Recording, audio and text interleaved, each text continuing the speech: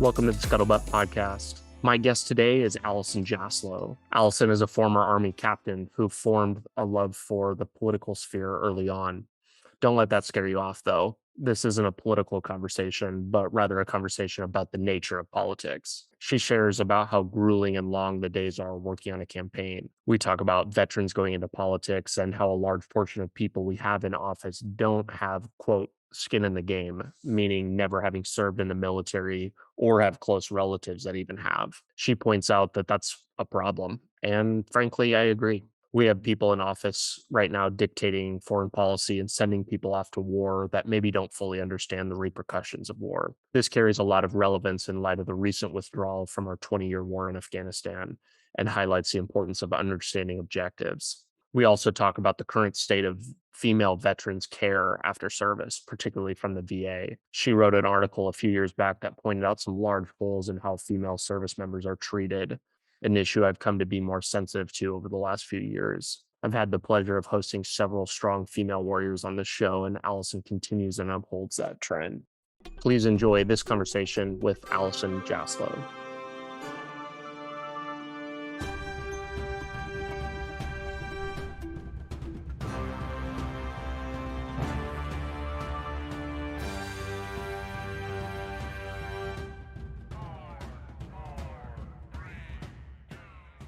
Allison, thank you so much for being here with me today. I came across your profile and was really interested on your homepage. You are being called the leading voice on the impact of the military-civilian divide on our political system. It's kind of a big statement and claim there. I would love to hear about how an Army captain ends up going into the political sphere after service. Well, first, thanks for having me. It's a true pleasure to have this conversation. And as far as me transitioning from the military into the world of politics, I was a political science major when I was in college. I was in college on an ROTC scholarship. I actually thought that was all I was going to do in life and do it for a career, like many people when they sign up. Towards the end of my college career, though, I did an internship and I had done a couple of volunteer opportunities on sort of the campaign side of politics and really fell in love with that side of politics. It's real high energy. I'm a very results oriented person. It's very team oriented, which, not every, if you look at the world of politics these days, like sometimes you don't see a lot of uh, you don't see a lot of like team players out there on the field sometimes, right? But in the campaign world, it very much is a team environment. And so when I made the decision to get out of the military, it was in 2008, the height of a presidential campaign year, and I knew exactly what I wanted to do. So I immediately started looking for a campaign. I actually feel pretty grateful because a number of my peers who also got at the same time did what a lot of veterans do and like go on like a journey for a while, like not really sure what they want to do. Try one thing, oh, that's not it, or find that they are missing, even if they don't miss the military, they're missing a sense of purpose and meaning in their life. And like none of that applied to me. I knew exactly what I wanted to do. The mission of a campaign, not just to like win, but win and elevate somebody who has the same values as you, really, you know, fulfilled me. So my first campaign was on a U.S. House race in New Hampshire, and then from there I hopscotched to a number of communications roles before I became a campaign manager and a chief of staff. Ultimately, the platoon leader in me wanted to get back in charge at a certain point. And so, I think in the last several years, I've not only got a chance to see up close why the sort of the impact of the military civilian divide on our politics, both as a staffer and realizing that like there aren't enough people who are in Congress or in even staff roles there who've had skin in the game. And, in many of my other roles, I've got an opportunity to see just sort of like essentially what politicians are getting away with as it relates to service members. So when I talk about the impact of the military civilian divide on our political system, it's essentially that like we were allowed to go to war without anybody else having to pay the price for it. And not enough people know us these days. And so I think we've also been able to be in endless war, which is something that you probably have a view on, essentially because there are authorizations of military force that have been open ended that politicians haven't been held accountable for, in my view, because not enough people are holding them accountable. Well, how does politics work? It's a very emotional process. And with not enough people either having their son or daughter over there or like having a worldview into it, like they're a vet themselves, like it's people don't care enough to actually hold politicians accountable for it. And I think it's terrible as it relates to not only how we'll wage future wars based on what we've observed over the last 20 years, but I also think it has serious implications in how our service members are taken care of. I also think it gives an outsized influence to people who have military service credibility.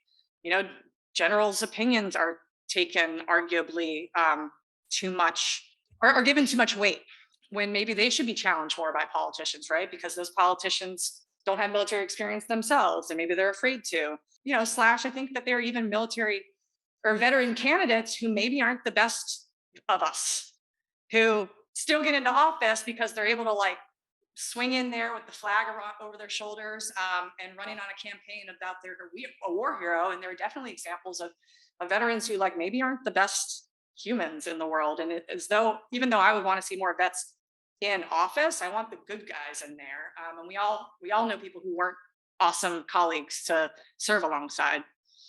Anyway, I feel like I just filibustered there, man. But hopefully, I gives you a little bit of insight into, I guess, how I got into politics, but also how that shaped my view in terms of the military civilian divide impacting politics.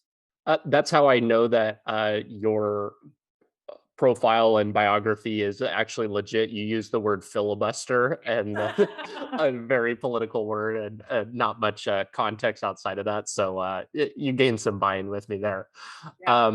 I agree with that wholeheartedly. And I think that everybody wants to see people in positions of power that have similar beliefs and values. And I think that on the surface, seeing more veterans in political things would kind of rally our troops, just generally speaking, about the importance of politics. But and the reality is kind of, and a tough one at that, is such a small percentage of Americans are actually have served at any point. And so from that perspective, I agree with you, but kind of to play devil's advocate for a second, like it's such a small percentage of people. But then also on the other side too, it's like these are the people that are literally defending our country.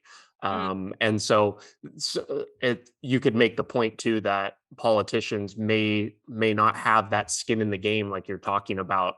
And is that kind of what you think would or should be more prevalent, or veterans in office and or having sons or daughters in the service? I mean, I think it's part of the picture. Mhm. Um, I mean, it's arguably the biggest or most serious decision any politician will ever make is to send other Americans to war. Mhm. Yet, too few of them know us or are related to us. And I think that allows them to make a very difficult and serious and dangerous or like putting people in harm's way decision. I would hope that many of them could at least wrap their head around the full weight, but you don't really know, you know? Yeah. Um, and listen, we've made a decision to have an all volunteer military in this country. There are a lot of reasons why that's a great thing to sustain. But the problem will only get worse because the World War II generation is dying off really fast. And I mean, point blank, I want to, after 9/11, of course, we wanted to retaliate, like the whole country wanted to. You just want somebody to like have to think twice before they do that. And I don't think if you're not close enough to the people who are actually going to have to do the fighting, then maybe you don't have enough reason to think twice before you make such a serious decision. Mhm. Well, and I think that you kind of alluded to this earlier, but talking about this long war we've been fighting in Afghanistan, Iraq, all over the Middle East for the last 20 years has kind of been a lot of politicians kind of kicking the can down the road of, this is maybe not our problem. We don't know really why we're still over here. Maybe we should have gotten out 4 or 5 years ago. Maybe we shouldn't have. And I was speaking with somebody on another interview where they were kind of pointing to the lack of clear goals when we were going into the war originally, and so then we weren't really sure whether our objective was met. And so, and a lot of that has to do with, having people that are knowledgeable in there making those decisions about, hey, this is why we're going to invade this other country, and here's what we're looking to do. Yeah, for sure. And and listen, there's roles for all of us to play too. So you want people from all walks of life to be challenging these kinds of decisions, even people who maybe are complete civilians, or maybe people who are anti-war. Like they're going to challenge in a different way. But the reality is because of how things have transpired over the last 20 years, like we're still fighting in the Middle East. We have these super open-ended authorizations of military force that have allowed actually presidents of both parties to exploit them to put troops in harm's way. I'm all for defending our country. I'm all for about eradicating terrorism, abroad. I'm certainly not weak on national security, even if it's no secret that I am a Democrat based on like my resume. But I do think there should be more of a process of how and when of defining how and when we are going to send troops to war. Also, for your point, because like there should be an ongoing conversation as once you're in war about like, why are we here? Are we winning? Are we meeting our objectives? Has the conditions changed on the ground that should change our thinking around this? And for 20 Mhm. years, we haven't had that conversation. It's a real shame and a disservice, in my view, to those who have served, are willing to serve, and have also given their life in pursuit of, the global war on terrorism or whatever you want to call it these days. Mhm. You mentioned something earlier I'd like you to kind of unpack if you wouldn't mind. You said that you've had a front row seat to politicians that are getting away with things. What exactly are those things that they're getting away with? Is it what you're just talking about, the kind of abuse of that power, or what else are have you been seeing over your time in the political sphere? Hopefully I didn't misstate this, but I mean I've had essentially, so I've worked on staff inside the halls of Congress for a number of members of Congress. Mhm. And I would this isn't directed at anybody who I've worked for. I just think our politics is such that it was easier to support the status quo, which oftentimes is in politics, like easier to support the status quo.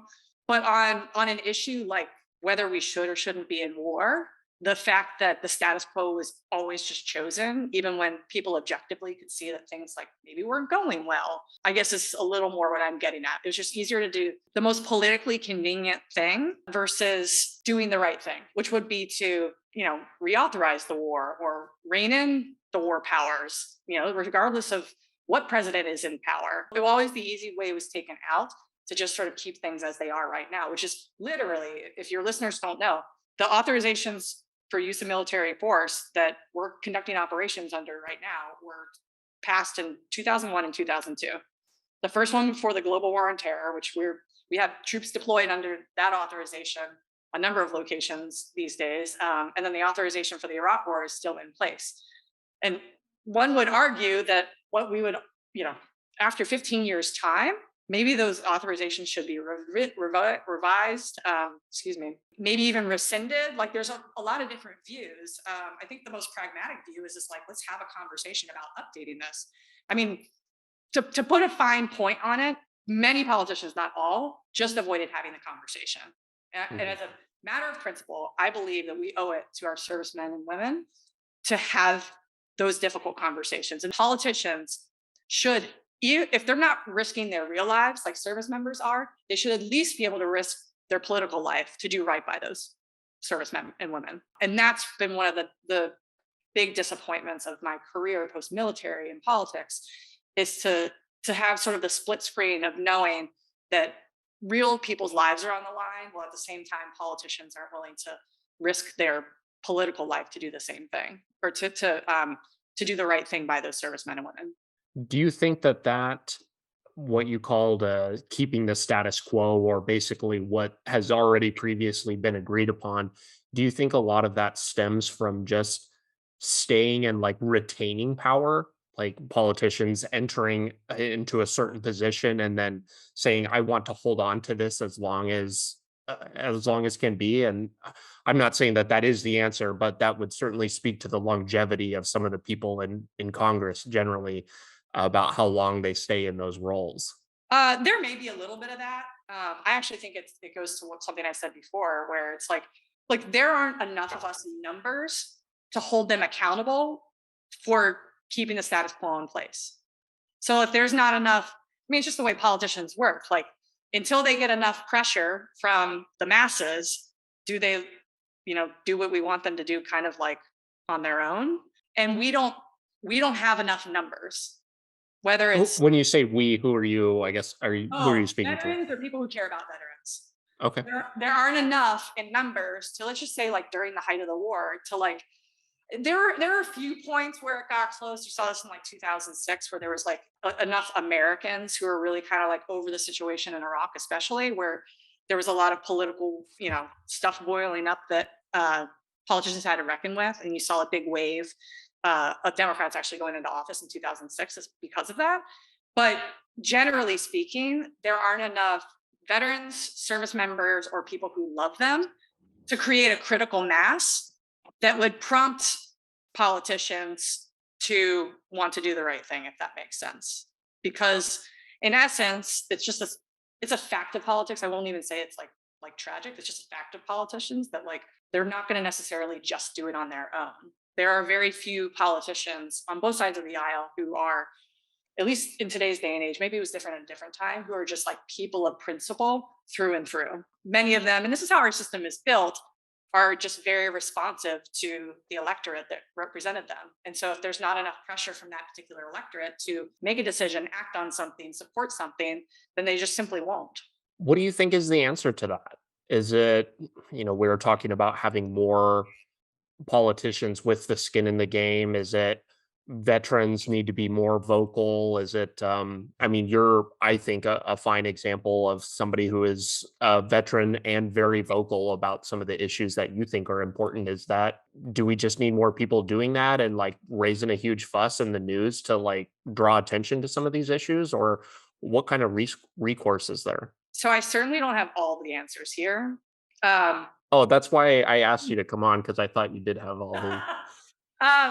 but I will say it's a combination of things. I do think it's really great that we are at a point in at least our generation, the post 9/11 generation, where you now have voices that are elevating both in the media, who can, let's call it when there's a next conflict or next flare up, that those veteran voices are out there that can sort of, hopefully in a responsible way, be voices for the community and help average citizens understand our experience, how we think through this, et cetera. And then maybe that can shape their view. I think it's also great that many post 9/11 generation veterans are beginning to get into office, and hopefully more will be. Again, I will underscore a point I made before, that we want it to be the good ones, not the ones who we could do without, but maybe some of them have the capacity to, both like do the right thing when it comes to matters of war without even being pressured. But they're going to view that the decision with a different lens. And so, maybe that can help shape things. A proposal recently to include women in selective service, I think whether it goes over or not, I think is starting an interesting conversation about who we're asking to sacrifice in our country. And I think just even having that conversation, I think, is a valuable conversation to be had. Otherwise, I hope just going forward, one of the shames of the wars of the last 20 years is the American people. Even if we still had an all volunteer military, the American people didn't even have to pay more tax dollars in all of that.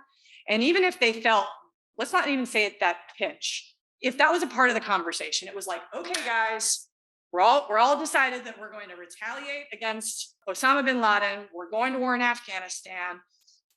These fine young men and women, they're going to go over there and fight. For all of the rest of you, I would like you to buy war bonds, or we're going to raise your taxes 20%, or something like that. I think if a conversation like that was had, it still may have been an easy yes.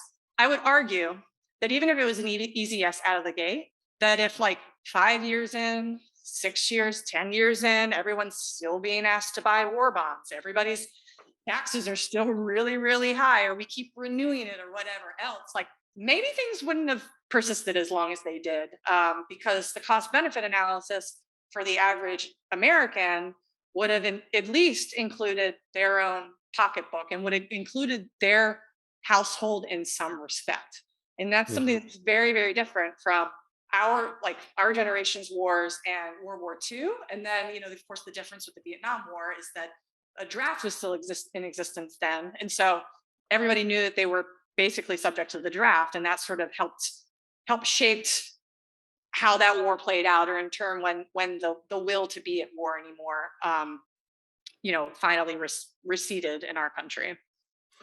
So do you think that having women select or having or requiring them to be part of the selective service, like the same way that all males are now, do you think that would better align the incentives of the American people with kind of like global, I don't know what I'm trying to say there. Our missions overseas, like, do you think that puts those things better together? Because, like you just pointed out there with Vietnam, I mean, quite literally, the opinions of the war uh, drastically changed, and the country was kind of a force to be reckoned with itself when just the outcry of the people was so overwhelming. Yeah, because what's different from then than in the last 20 years, again, is like in this last war, you're able to send somebody else's son or daughter. Like most Americans were able to send somebody else's son or daughter and not have to save it, like pay a financial price for it either. Mhm. Um, I think, I don't really see a time where a draft will come back in this country. But what I will say is 18-year-old young women didn't have to do what you did, which was sign up for the selective service, even learn what it is, decide like whether you're going to sign up for it, even if we think it's not a realistic political thing to do, because if you don't sign up for it, you can't apply for or get granted student aid if you go to college. And I think the nation would be better if every young American at least had to like understand what that is, why it exists, and understand. I think it's a good tool to understand your role as a citizen at a very basic level, Mhm. at a young age. The other thing, at least for me, this again, I think that it's just worthwhile to have the conversation around women in selective service, even if a lot of people don't think a draft is going to happen, just because I think like it's a good conversation to have, especially for a young generation that's just now coming up, that probably doesn't have a lot of exposure to the wars. But for me personally, it's actually something I support, because I don't think that women in America can have full equality if there isn't equality of sacrifice. And I stand behind the all volunteer military and all of its merits. But I think as long as we still have a selective service in place, everybody should have to sign up for it, and understand that like this country that we have exists because of ordinary citizens being willing to sacrifice for this great American idea. And if you want to be fully equal as a woman in this country, that should include selective service. I agree with you. I 100% agree with you. And I think that you make some really good points there about some things that I haven't really thought about before about aligning kind of just incentives generally. And it's one of those things that it frustrates the hell out of me because nobody in this country would say we don't support veterans. Like nobody would say that. Yeah. But it's such like a surface level, like kind of lackadaisical response because like, oh well, of course we support the troops or whatever, but we hate what's going on over there or whatever. And there's kind of just this disconnect and like lack of understanding, I think, that happens. And it's like, well, you want to trash what troops and stuff are doing over in Afghanistan, but under political order, hey, you're going to go and do this. And like, that's what's being asked of you. But, oh, we support the troops or whatever. Like, well, what is it? Yeah. And I grew up around a lot of people my age just with blatant disrespect for people in the military, and it after joining and then coming home, and it agitates me to no end. And I think that it's now being seen. I've had several conversations with several higher ranking folks on the show here, even talking about recruiting efforts. And it's like they literally can't pay people to join because nobody gives a shit anymore. And I shouldn't say anymore. I I really try to avoid time reference things because it's always like, well, back in my day, this, that, or whatever. It's not that. It's probably been something that's happened more so, but over time, but maybe it's just more prevalent or more visible now. Well, so I feel like you touched on two things. One, you very well described sort of like some of the consequences of the military civilian divide yourself, the disconnect that you mentioned. But it's also like many Americans are speaking out of both sides of their mouths, right? Like, like you've got the ones who are like, "Oh, I really respect and admire your service and people who serve and whatnot, but I don't want my kid to serve," you know? Or you actually have, for as many people who genuinely do admire service and those of us who have served, like literally feel it's beneath their kids. And I think it's been a shame for me to encounter that because of how much you do see people sort of like lauding us. But there are a decent amount of people out there who just think that like either they don't want to send their kid in danger, even if they like really respect people who will do it, but then also like people who just think that their kids or their family or whatever is too good for that, which I don't really understand. I mean, I guess I feel grateful, and I'd love to hear sort of your why in terms of why you joined. But like, I just really love this country, and like to me, I was drawn to service because it felt like I don't know, an honor and like a privilege. That's kind of how I viewed it walking in. And that was before we went to war because I signed up for, I mean, I fell in love with the Army, and that was like my dream when I was in high school. But I signed up, I started college on my ROTC contract in the fall of 2000. So we were peacetime war then too. But yeah, why, if you don't mind me interviewing the interviewer for a second, what drew you into service? I want to make a quick comment about something before I forget, but I will get into that. Yeah. But yeah, that whole like beneath you thing is so wrong. It's like, yeah, that's great that you did that and whatever, but I'm not going to do it, and I don't want anybody I know to do it. I remember a specific interaction I had with somebody who I thankfully don't know any longer. But this individual like thought that I joined the and thought that me and my friends joined the Navy because we weren't smart enough to get into college. And I just like my blood just starts even boiling even thinking about it because I was so angry. And that doesn't I know that that doesn't accurately depict like probably 99% of the people in the service, and for the 1% that it does, like, so what? Yeah, that's well, that's really unfortunate. What that individual said, I think, accurately depicts more of the generational stuff that I was talking about people that I grew up with, and that just like I can't tolerate that. I want to respect and will happily listen to many people's opinions, but I just won't kind of tolerate that type of just kind of blatant disrespect. Yeah, I think there's some ignorance there too. Part of me also wonders if, like, again, and this is, something we're just going to have to reckon with, because we've made a choice to have an all volunteer military. But it's like over time, less people will have like grandfathers who've served, who they like really admire and respect, etc.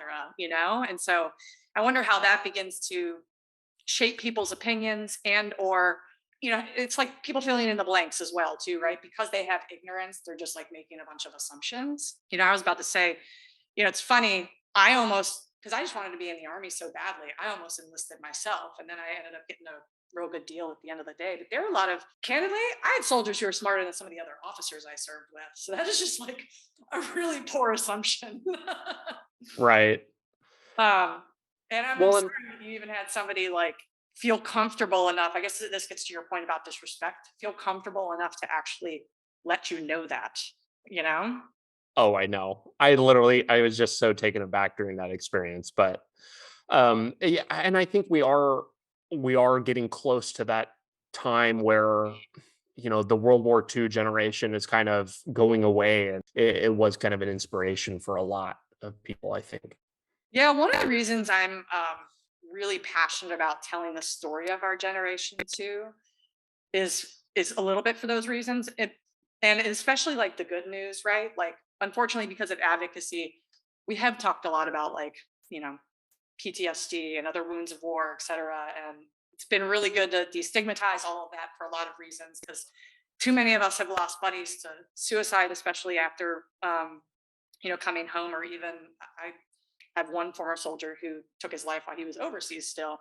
But the good news stories, which hopefully, I think we're getting to a point where we can tell more stories. It's like there are so many veterans of our generation who are entrepreneurs now and doing incredible things. Like if we can better tell the story of like both service background folks who are doing incredible things to sort of shape the country of the future of this country, like if that story can get told, whether it's in the media or even in pop culture, I think we've had enough like Navy SEALs movies at this point. Can we have some more realistic ones about, We've had so many. like I get that there's an audience for those, but like, a lot of our culture is shaped through entertainment, and so to me, and something I'm passionate about, and has been a little bit of a part of my career, but I will continue to kind of like see if I can make a difference there. Is just like, how do we shape what people think of us through entertainment, and how Mhm. do we make sure that that story is like a good story? To your point, like I want kids to see movies and want to go serve, because it looks like a cool thing to do, a rewarding thing to do, a thing that, you know, shapes a person and leaves a mark on them, even if they didn't do it for their entire career, for the rest of their lives, which I think many of us can say. Our military experience is very like core to who we are, even if we're no longer serving, right? Mhm. Well, and I think what needs to be advertised there is not and maybe it's just too many Navy SEAL movies, but what needs to be advertised is like, hey, the military is a great way to, they pitch, it's one of two things. It's like, come be a Navy SEAL or get money for college, which both of those things are great. Like they Yeah. really are. But the reality of what you're going to walk away with after your service is so much more than both of those things. Like you're going to have a lot of great leadership capability. You're going to know how to interact with and like a whole different variety of people that that isn't part of like your home demographic. Yeah. You're going to learn a really probably a technical skill of some sort. There's all these other things, and I think that those are the more valuable things to take away from service, and not necessarily inspiring people to like, hey, you get to kind of relive your Call of Duty fantasies or whatever, because that's not actually what's happening. I think a majority of the time, and I hope, we were talking a little bit before we started recording about where I'm aiming to go with this podcast, and I think that that is a big portion of it, is highlighting people that are doing interesting things Mhm. and using their service as a springboard for that, and not to like go into government contracting, which that's great. A lot of people do that. But it sets people up to do a lot of cool things like yourself going into politics. I love talking to veteran entrepreneurs and like small business owners. Like that stuff is so, so cool. And I think that the military does set people up for that. But I think that that's just much less talked about. Yeah. I mean, I think to your point, leadership is like basically what makes and breaks in the business world, like whether you can get the executive level, Mhm. and the real leadership that you gain at a very early age, is it's hard to match than what you get via the United States military. I mean, they've been doing it so long, they got it down. The other thing I would say too is I had a pretty rocky, like tumultuous childhood, so I got the opportunity to build resilience at a young age. But I think what it gives other people is an opportunity to build resilience or show you what you're made of. I tell people all the time this. The pandemic for me wasn't like a thing, because like I had deployed twice before and had to figure out how to like get by without my support network, get by without the conveniences of life, decide to kind of like accept the conditions as they were set and like modify how I operated within those things. And I feel like you could tell with the way people reacted in the pandemic. It's like, oh my God, people have never had to like go through a tough thing before, and like, Right. and whether it's basic training or however else, sort of you make it into the military, there's a lot of value in that to take into the real world, because what you learn later in life, that's adversity in a controlled environment, but adversity is going to come to you whether you like it or not. came to Mhm. me at an early age. It's come to me at other points in life. And like the more, you have an opportunity to sort of like build the muscle in a way, in a proactive way before you have to sort of deal with what life throws at you, the better. And I think the military is a really great way to sort of set yourself up for success wholesale in that regard.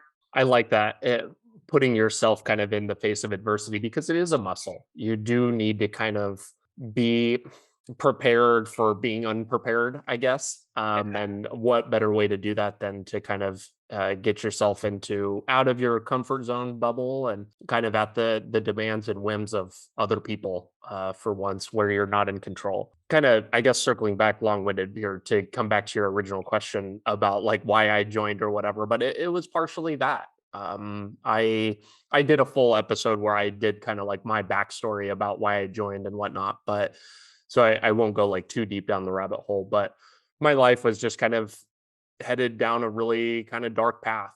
And I had had a lot of family influence, family members that were in the military. And I had always kind of thought that it was something that I was going to do. And just kind of a brief moment of clarity, I realized I needed to make a big change, like really, really quickly. And I am so thankful. I probably wouldn't be here if I wasn't, didn't have that moment of clarity. And despite all of the problems I think that the military has and some of the issues that I hope that we can talk about and kind of address, I think in large part is a good thing for people.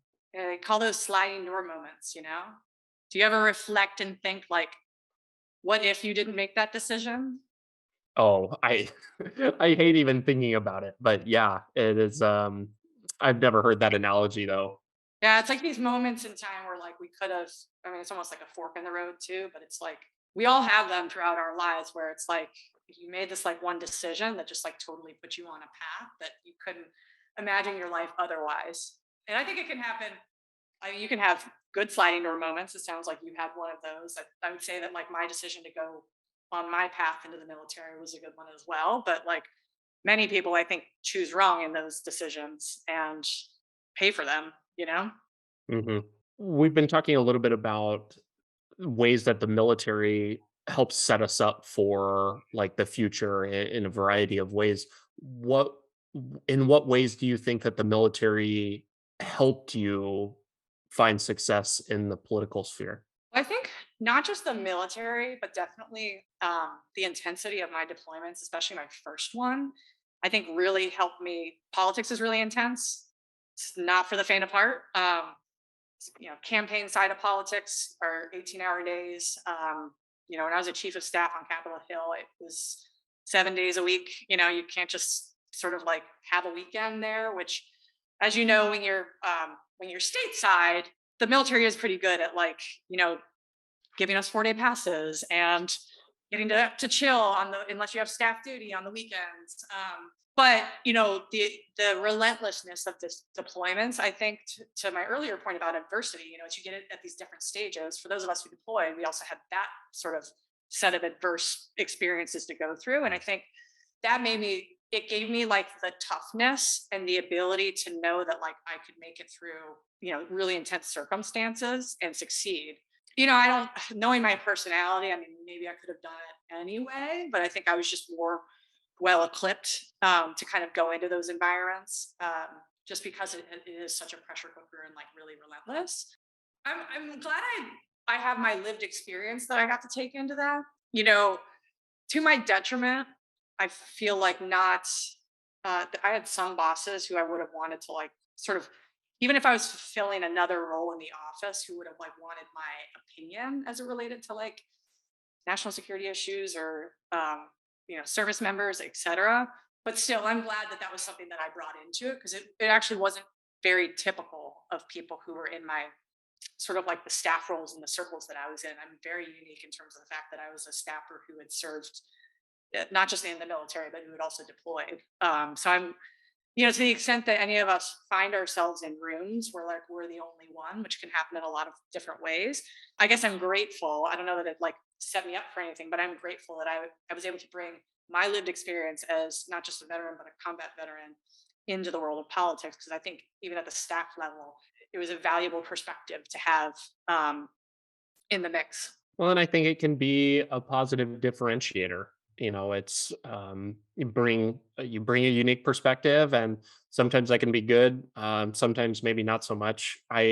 In kind of preparation for this interview, I was kind of doing some digging on like how many presidents we had that had served, which is actually more than I thought. 26, I think, if I've got my count right, which is like way more than I thought. One of the interesting stories that I kind of came across, and just kind of because it's local to me here in Virginia, but the our newest lieutenant governor, Winsome Sears, she was like her campaign photo is like, and she's a former Marine, I believe, and she's like her campaign photo is her like holding a rifle, which was like unbelievably controversial for just I don't know all the reasons that you can imagine. Yeah. What do you think about that type of, I mean, you don't have to get into the politics of it or whatever, but what do you think about that type of positioning when it comes to using your military background as a platform? I'm in the category of people who say like it's a part of your story, but when you're running as like a war hero, I don't care who you are, unless you like literally have the Medal of Honor. Like it, oftentimes, if it's a politician, it's like a bit too much, you know. Mhm. Um, and I also think that like using that to communicate that you're some sort of superhuman person too is wrong. I think it's if I ran for office, it would be a part of my story, but I would push back on anybody who told me to like make that all of me, especially because I've done so much afterwards, and so it's to me, the people who are like running as Rambo, if you will, it's just a lot. And I think it actually like does a little bit of a disservice to the community too, because those political campaigns, no different than entertainment, as I mentioned before, shape what people think of service members, and I think that there are some candidates out there doing things that like I really wish weren't shaping what people thought of our community. Um, Right. so, and, I think for some of these folks, it can really catch up with them too, because they really puff themselves up. Maybe they get into the office, but it's many times some of those people who like end up with ethics investigations, in this scandal and that scandal. So, to me, uh, I think the sweet spot, if you're a veteran candidate, is like telling it as a part of your story with humility and knowing that like you are somebody who served, but even if people want to call you it, probably not a war hero. Mhm. Well, and I think that, and maybe this kind of is getting at some issues that we were talking about earlier with politicians generally, but you really need to be careful on where you build your foundation, because if you're going to really advocate and say, yeah, I'm a veteran and I'm all this stuff, I think that you might give the impression that, you're going to be going to bat for that population, Mm, and like unquestionably so. Is that why politicians maybe don't come out gunslinging super hard on some issues, because they don't want to have to backpedal later on like a platform that's built kind of in the campaign stage? I'm not sure I have an answer to that question. I mean, I think I've seen, listen, when it comes to vets running for like at least federal office, I've seen both parties use their knowledge of and experience with guns to advance both pro Second Amendment arguments and why we shouldn't have assault weapons on the streets of the United States of America. And so I think, I don't know, it's all how you use it, at least around like the gun question. But I've seen it used both ways. And to be honest, like that is a particular issue where there's no real gray either, you know? Mhm. At least in today's day and age, which, you know, we are so uh we are so polarized that it's hard to operate in the gray these days. So I think if you take a position on that, you're kind of stuck with it. However you do it. And like I said, vets use their comfort and experience with guns to advance, two very different narratives. Mhm. Well, and we also live in a day and age where anybody with a decent memory and an internet connection can go back and reference something that you might have mentioned 10 years ago that might be counter narrative to what you have to say now. And being Yeah, in that type of spotlight is scary. Um, for and sure. I think people should be able to change their minds. I think you absolutely should, and that's where that humility comes in that you were talking about. Yeah. Um, but people are going to slam you for it. I'm sure of it. Yeah, and it's tough, to your point. I think all of us should have permission to kind of like grow and evolve over time, whether that's because we get more information, maybe just because, in different phases of life, you consider things differently, your priorities change, and that changes your viewpoint on things. I think that that's one of the hard things about politics, though, is that, like, for better or worse, all your entire body of work can be used against you, you right? Depending on like what you've done in life or how much you put yourself out there. And so I think the sad part about that is because our politics is so unforgiving, I think that there are a lot of people who are really high quality leaders who shy away from putting their name on the ballot because the process is so unforgiving. Whether it's, a position that you changed over time or like how you misspoke 10 years ago. Mhm. I have a growing respect for people that are willing to consistently put their names out there and not be afraid to be wrong. I have all the slack in the world for people that want to grow into those new opinions and kind of evolve over time because I know that that's something that I am experiencing and I wouldn't expect that anything different for anybody else. And it's hard. I know so many people that probably would be high profile if people knew who they were, but are so afraid of being canceled, cancel culture, this and that, and it's um, it's sad because I think that there are a lot of prominent voices that are being snuffed by the threat of I don't know, just being blasted in the media mostly. Yeah, I agree. And I also agree that like it makes me admire people that much more who are willing to put themselves out there, knowing what's going to come. Um, Yeah. and a lot of this stuff is like things you wouldn't even necessarily anticipate. It's a brutal world, especially out there on the internet these days. So many embarrassing photos floating out there somewhere of Yeah, it's wild. yeah. I routinely joke with my close circle of friends. I've got a lot of embarrassing photos of me in colored skinny jeans on the internet floating around that I know are coming to bite me at some point in the future. Probably why I could never run for office too. So that'll unless you're willing to just come out and own it and like that be your platform, you got to be ready for it. I want to kind of get into one more topic, but I have kind of want to close out the political talk.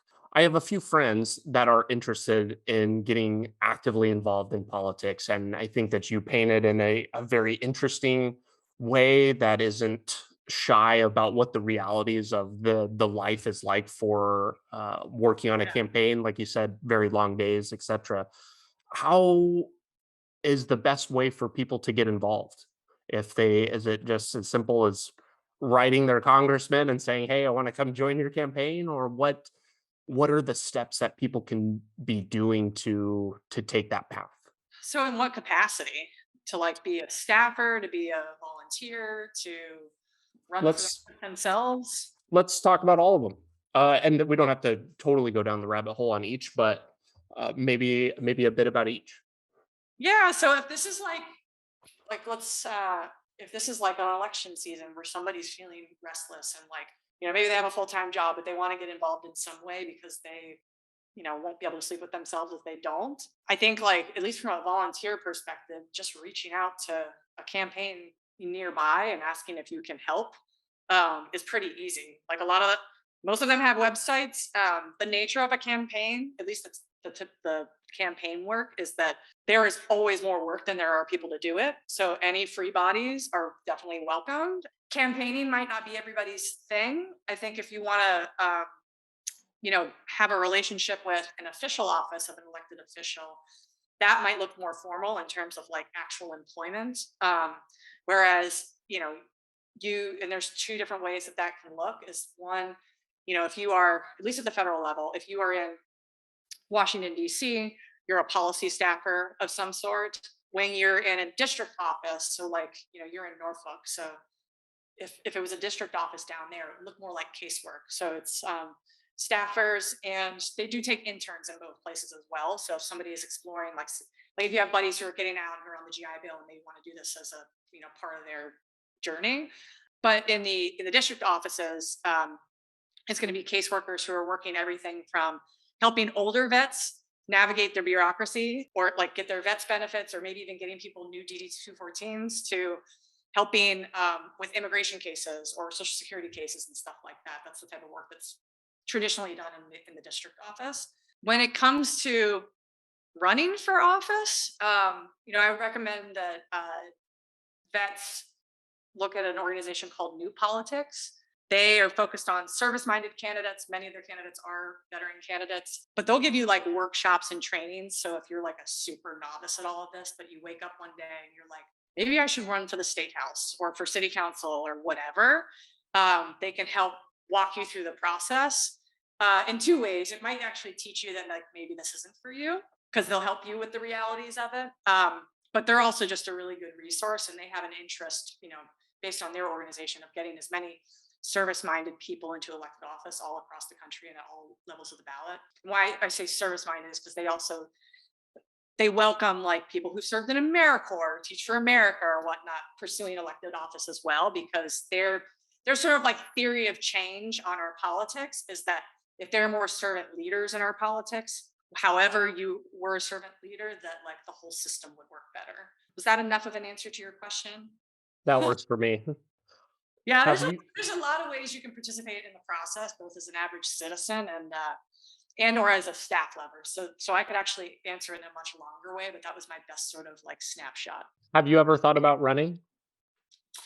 It might be something that I would consider. I think the only reason I'm at that place is not because it was something that I thought about before I got into politics, but I've now reached like the level of jobs that I could do with somebody else giving me the opportunity to serve in that way, if that makes sense. And so I think the natural conclusion is if you take it one step further, that's like me having the guts to put myself out there. But like a lot of those things, it's about, timing. And is it the right time? Will it ever be the right time? For a lot of reasons. So I can respect that. I want to get into another issue you've been pretty vocal about, if I can say that, and one sure. that naturally so. I mean, it applies to you directly. You came out and kind of what it was. I don't want to say an attack, maybe, but like you were talking about support for women's veterans, Mhm. and obviously something applicable to you, and you were kind of pointing the finger at the VA and pointing out the lack of support that women veterans get when it comes to service. How did that come about? Did that come about from firsthand experience, and what kind of resulted from those feelings? So a few things. When I was executive director at Iraq and Afghanistan Veterans of America, we made the decision based on the understanding of the larger veteran community that women needed more support on in a variety of different ways. And so because we made that assessment, which is again, like I can speak to my own lived experience in a minute, but like because there were so many women having so many issues as it related to the VA, and also like and it's society at large, like almost every woman has a story about like not being believed to be a veteran. you know um or going into the VA with their spouse and who didn't serve, and having their male spouse approached to be let known that their appointment was now ready, or that they could be walked back, and being misinterpreted as who the vet was.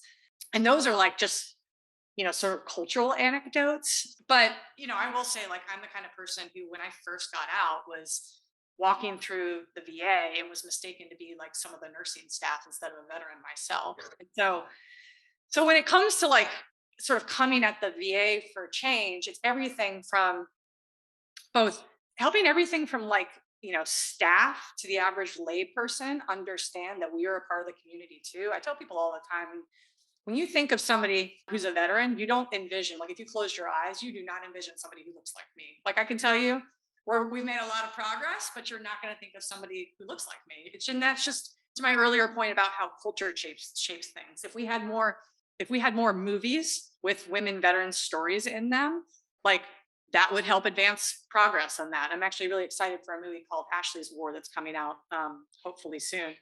I think is in production because like that will advance the cause, if you will, of like shaping what people view as veterans in our country. But like the VA has objectively failed women veterans at points over the last 20 years. I mean, there are stories.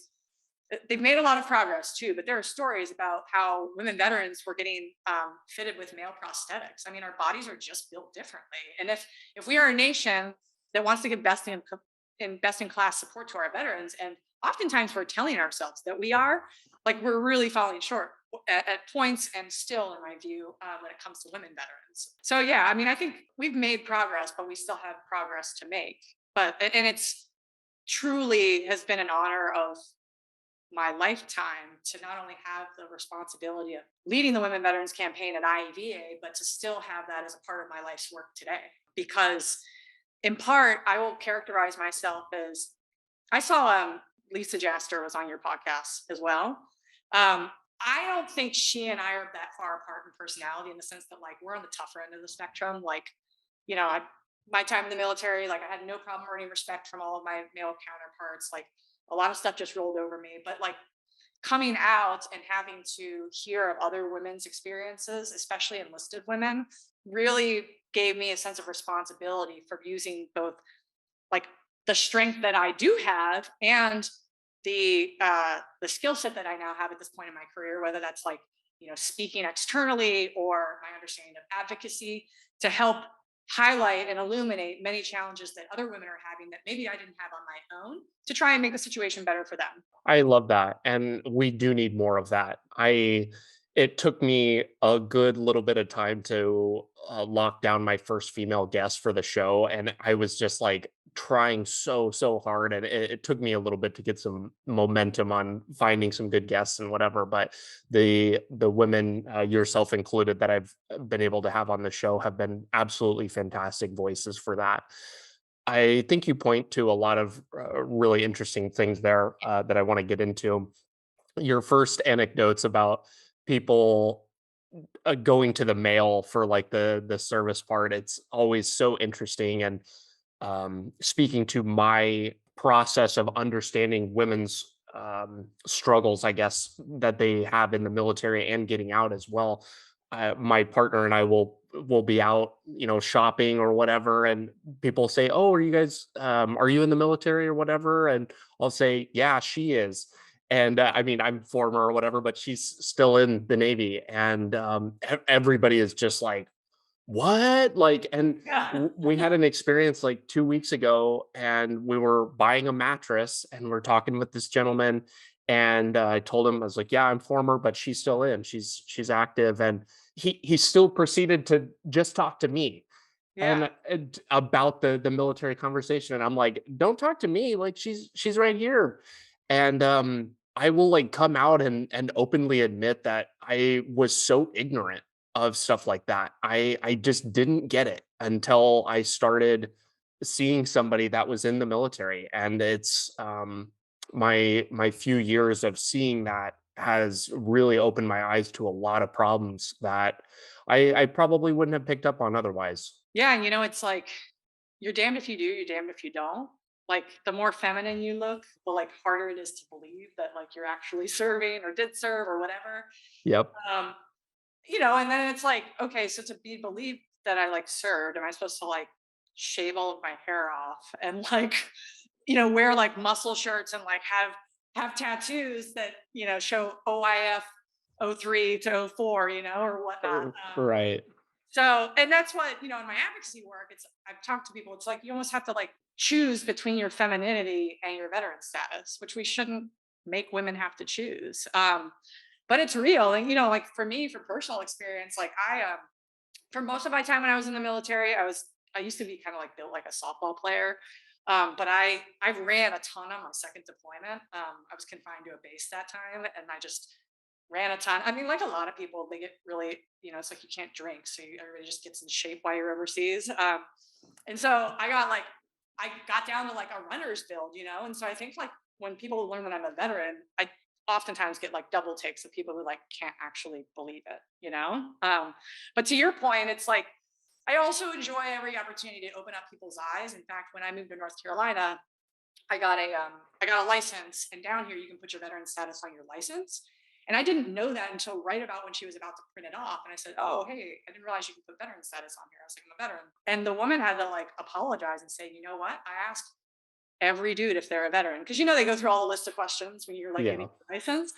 And she's like, "I'm sorry that I didn't even think to ask you." But it's like that's one mind change and one person who's now thinking a little bit more about women veterans than they were before. So Right. Well, and it's those types of experiences too, where I can't say the same for the guy that was selling us the mattress, but for her, that was probably a very impactful experience. And it's not, she will remember it next time. And yeah. I guarantee you, especially if to the point where she felt bad enough to apologize, that's very cool. And like you said, it just takes, a couple 100 million of those and we'll be square. Like that's all we got to do.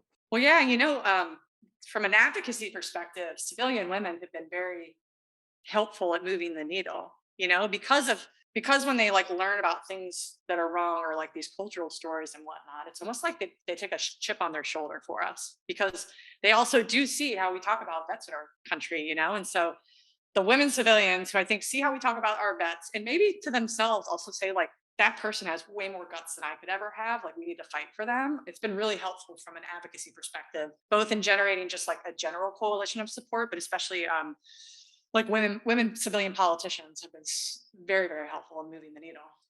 Mhm. To kind of pick up on something else that you were just talking about, having to choose between femininity. I have always struggled with that word, femininity, and like the identity as like a military member. Can you kind of unpack that because that's something that Lisa also talked about. She talked a little bit about it in the whole ranger setting. Like it's like you've got these like really kind of like hard rugged people and then it's like that's what you associate with the visual part of it and then you've got somebody who maybe doesn't fit that mold. Can you talk about is was there a particular moment in time that stood out to you where you experienced that or any other thoughts that you have about it? So I think it's maybe a little more of a dance now that I'm out. Like I think when I was in, I was the kind of person who like wanted to fit in and adapt, which didn't mean I overcorrected in the other direction, but it's not like I was trying to be a girly girl, let's just say back then. I'm still not now. I just think it's just a shame that we can't be both. Like that I can't be a woman and also tough as shit, you know? And I feel the same way about Lisa. Like, why can't she be both? Why can't she be tough enough, strong enough to, you know, graduate ranger school, but also be able to like be a girl when she's not in her, I think she's a reservist now, right? Like not drilling and whatnot. Can she Right. can she still be that person too? I just think it's a shame that it feels like society, whether that's, the society within the military or society at large, it's a shame that it feels like you have to make a choice. Again, I think we might evolve to a place where it'll feel less of that way, but it still does a little bit. And hey, listen, you know what people said about, women who were like too girly or they came off in certain ways, like stuff is said about women across the spectrum. And so it Yeah. can be tough. Like I said, damned if you do, damned if you don't. I know it can be tough, but I wouldn't even venture to say that I have any grasp on what that actually means. I get to live a lot of that secondhand from my partner because she falls into that category of what you're describing. Kind of has that look that everybody's like, "What?" Like I could never picture you in that, but the reality is she's a badass GM in the Navy and she can shoot better than most people I know, and it's a cool thing to see and see those experiences like what you were talking about where people's kind of minds can be changed, but it certainly doesn't happen overnight. Yeah. And unfortunately, I think in the military itself too. Like we're not like it would be better if the military was like more embracing of like, you know, tough women who could also be women. But I'm not sure that like the culture within the military is there yet. I've been out for a long time, and I think in many ways that shapes sort of like perceptions outside of the military as well. Hmm. Because it can be really tough. I mean, I my eyes were opened in veterans advocacy. I was not only in the army but an officer, but like having to understand a little more about the experiences of enlisted women, which I was really close to my soldiers, but there's just only so much you can know. But especially women Marines. I mean, the stuff that's said about them openly with many women who served. If you're either a lesbian, a bitch, or a whore, like that's a tough like like which one do you pick? To me, Right. that's like if there's three categories that all of your women colleagues are going to get bucketed into, and I'm sure that's not everybody in the Marines, but there's enough to have a number of women saying that they have the same experience and experience the same thing. And so I don't know where you decide to categorize yourself, because they all seem like crap choices to me. Those aren't good. Well, and I think that from a male's perspective, something that I saw from my senior female leaders that were enlisting very, very, I mean, it's a long time ago now, but they're coming in at times when there was just like such a small population of women in the military in general, and like some of the senior enlisted and senior officers that I reported to during my time were just like so freaking rugged and just like literally would go to the mats with like any dude over anything and just were freaking complete bulldogs. And Yeah, I think that that's where a lot of that comes from, and that's just because it's like a survival instinct almost. Like they won't take you seriously, or they wouldn't have back then yeah. if you weren't like up in their face. And I had another great interview with Kate Germano, who talked about the same thing. Senior officers that were male wouldn't take her seriously because you had to like really be aggressive, and that maybe a little bit of that was the Marine thing. But I I think it's gonna take some time, but I hope that we're moving in that direction. I think we are. And to your point, I don't think that the military, well, maybe it will, but it probably won't be 50-50 like ever. But I think we're at an interesting time where there's enough of a saturation of women serving and who have served just generally, and also making it up the leadership ranks, that like I think we have increasingly more of a collective ability to create change in partnership with like male allies, right? So if you've got enough, women who are serving or who have served, and enough of like the good guys around us to help create change. Like I think we're closely getting to a tipping point of some real great progress, I think. But it's taken a lot of hard work and advocacy of, the Kate Germanos of the world, talk about somebody who put herself out there. I don't think it's great what she's done through her advocacy, and writing her book, but I know I'm not living where she is at, but I'm sure she's taken a lot of flack in that process and had many people say not so nice things about her. But it takes people who have the guts to put themselves out there and have these conversations and start these conversations for us to even get anywhere, though, too. Mhm. And this is just to kind of pull us full circle here. I routinely get into political discussions with people like my family members specifically, but one of the things that I kind of routinely come back to about one of the greatest things that's so awesome about this country is that we do have the ability to put people in power at like of our choosing, for the Yeah. most part. If you want to, yeah, we can at least agree on that.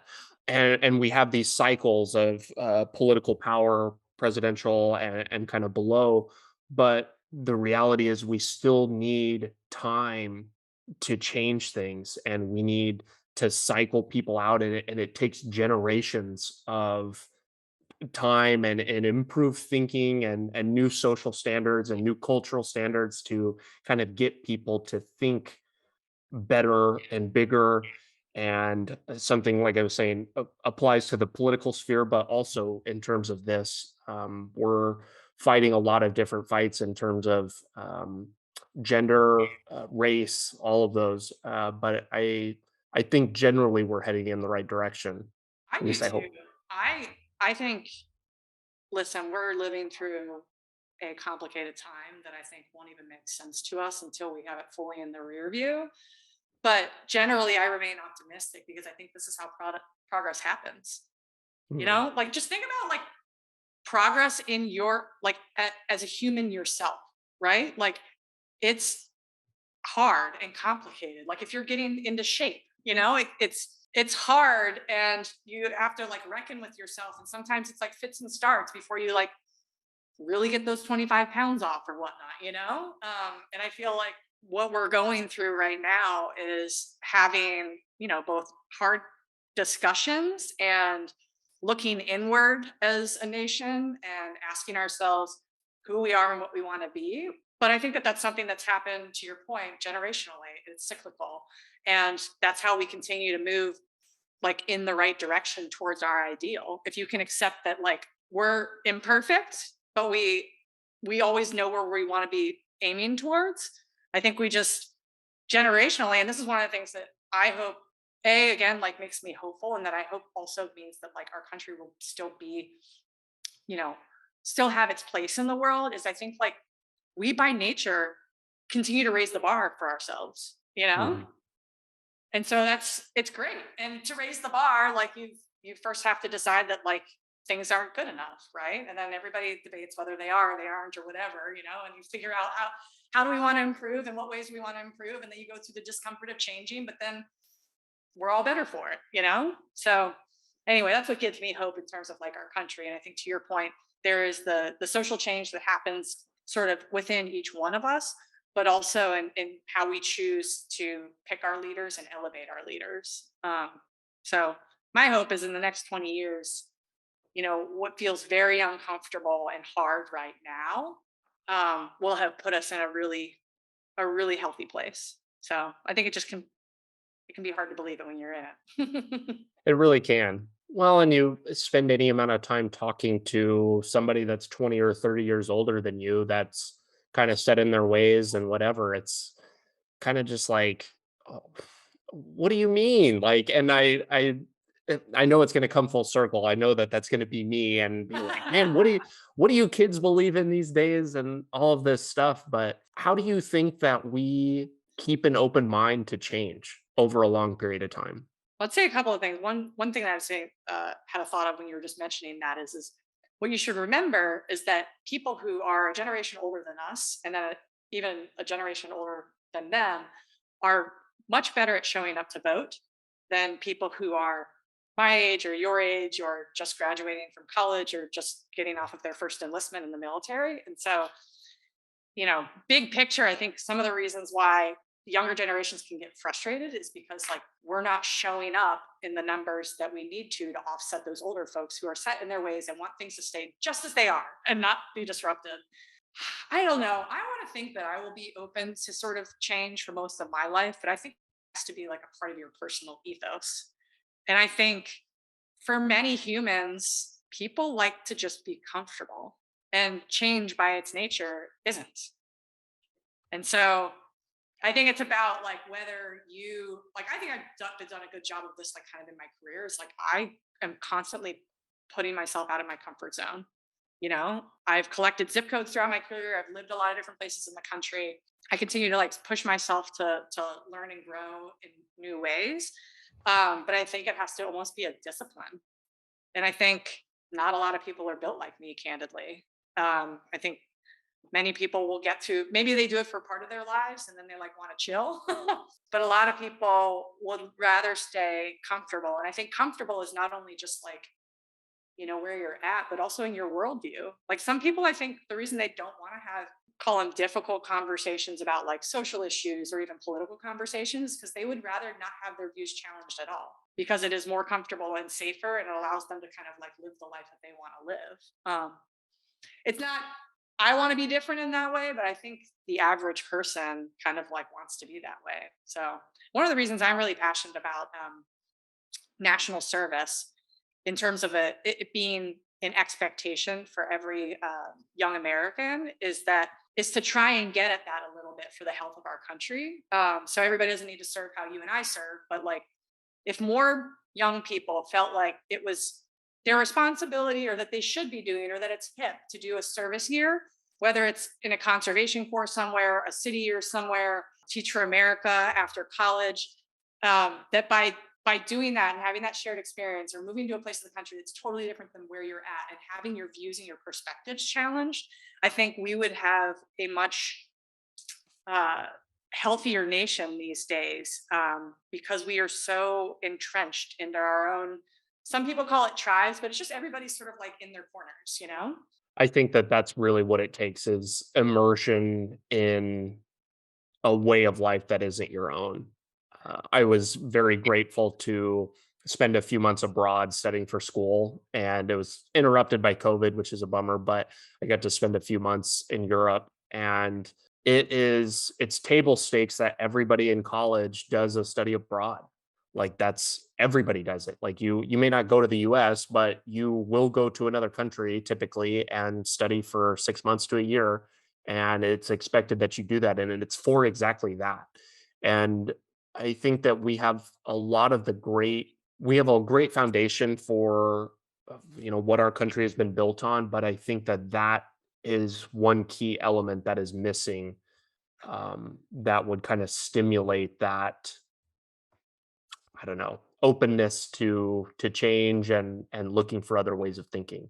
Well, it's ironic that we're better at doing it for the benefits of like studying abroad than we are at like traveling to different parts of our own country, you know?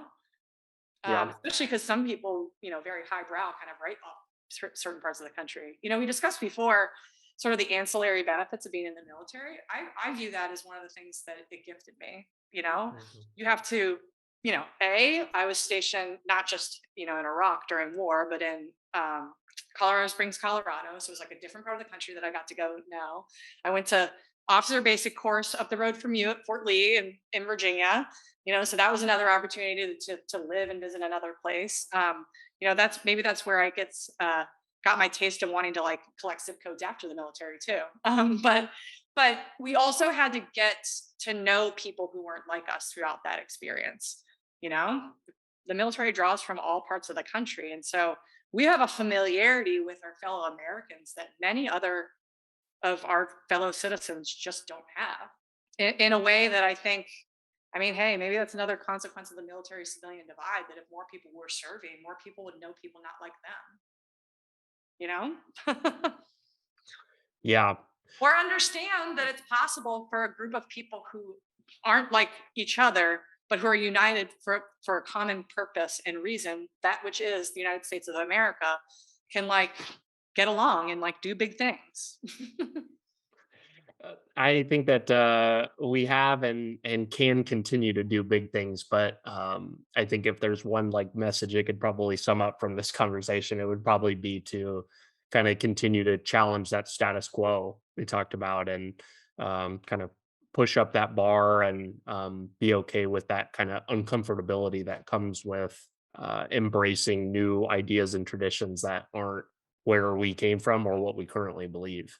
Yeah, I mean, it's my hope, in this way and in other ways, that if like enough of our generation of, like I said, the good guys, but like making it into real positions of power across the country, which looks a lot of different ways, right? Like corporate America, that the tone that they're able to set at the top of these institutions, even if like people inside the organizations aren't all vets, but that if they can bring an ethos and an outlook that is just fundamentally different than like the generation before us to all sort of corners of the country, because we're now finally getting to the place where we can get into those positions, that'll be good for the country too. So I'm optimistic that, veteran leaders in all sectors of society could really help us move the ball forward in a way that'll be really just, I don't know, good for our country and a lot better than where we feel we're at right now. Because I don't think we have those leaders quite yet, or like at least in the places where they can make the biggest difference quite yet. But I'm hopeful that in time that'll happen as well. I'm hopeful and confident that it will happen as well.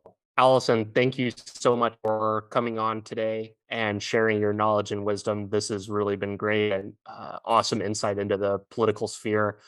Where can people go to find out more about you and or support you? Any social media or anything you'd like to plug to send people? Sure. My Twitter is at Jaslow, Jaslow.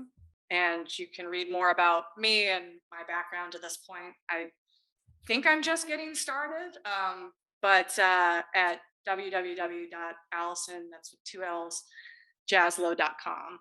Awesome. Thank you so much. I really appreciate it. Thanks for having me. Thanks so much for tuning in today. Your listenership helps me better educate people like you and the rest of our nation's military, both past and present, on building a successful life outside of military service. If you're looking for more ways the top vets are leading more effective lifestyles, building businesses, and using the resources designed specifically for you, press here for a selection of some of the best clips. Be sure to like this video and subscribe to the channel to stay up to date, and I will be talking with you soon.